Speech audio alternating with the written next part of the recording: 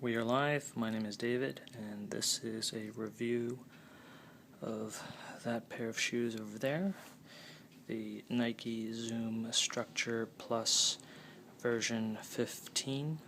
And for comparison purposes, I have a pair of Adidas Adizero Takumi New Balance Minimus Zeros, and Nike Lunar Spider Racers. And in fact, those three shoes are mine, and this pair of shoes is for a friend of mine. I'm buying this pair of shoes for him because he lives in Hong Kong, and in Hong Kong we cannot find this pair of shoes. Besides, the 15th version has been discontinued, so thankfully I was able to find a pair here in the United States, and I've bought this pair, and I'll bring it back to my friend in Hong Kong in the middle of September. This retails for about $62 now, originally $100.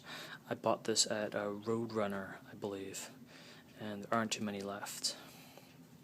A bit about me and these shoes. I'm about 5'6", 119 pounds, and I run a sub-3 marathon, 80-minute half, 36-minute 10K, and 17.5-minute 5K.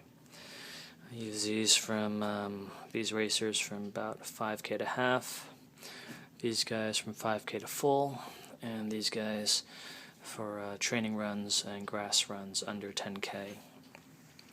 So, about these shoes, let's get started. These guys I bought are by far the heaviest shoes, and as the name suggests, the most structured shoes. Where do we see this structure? We see them in the toe box, by far the most built-up toe box of the four. This one much flimsier. This one, a bit flimsy too, but a little more support. And this by far the flimsiest.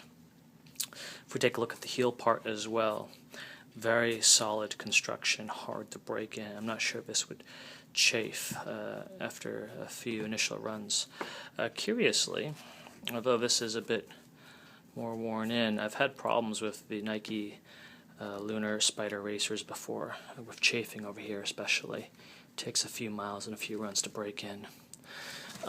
Surprisingly, the Adidas Takumi heel part is also very built in the heel cup, but I've never had chafing problems. And of course, with the Minimus Zeros, you can wear them like sandals, and sometimes I do that. So let's take a look at the upper. Again, structured here, support from the flywire into configuration also found on the Lunar Racers, the Nike Lunar Racers versions 1 and 2. So we have a very nice support up here, and over here, and over here. In contrast, with the Takumi we get some light support and a snug fit by the three stripes. We get more support and a snugger fit up top with this kind of flywire configuration on the Nike Lunar Spider Racers, and here with this kind of tongue design.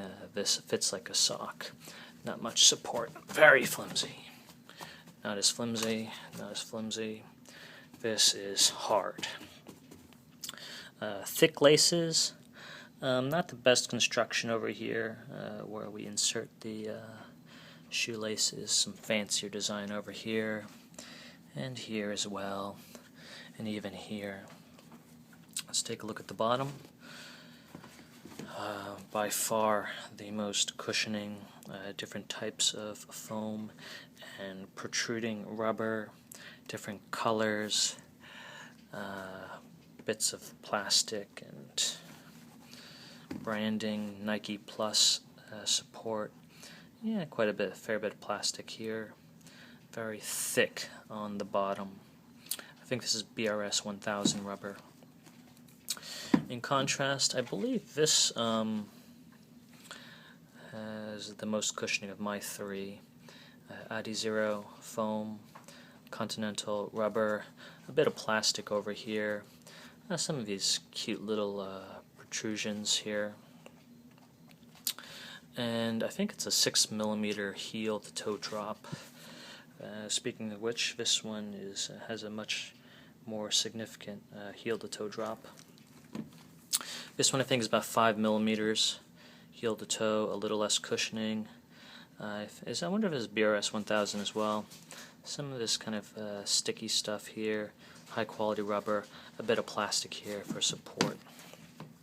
And of course, with the New Balance Minimus Zero heel toe drop Vibram rubber, not much cushioning at all.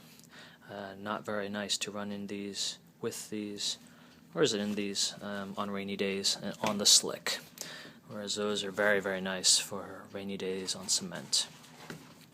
So I think that's about it for the Nike Zoom Structure Plus 15, a very structured shoe, very well branded and distinctive shoe compared to these shoes over here.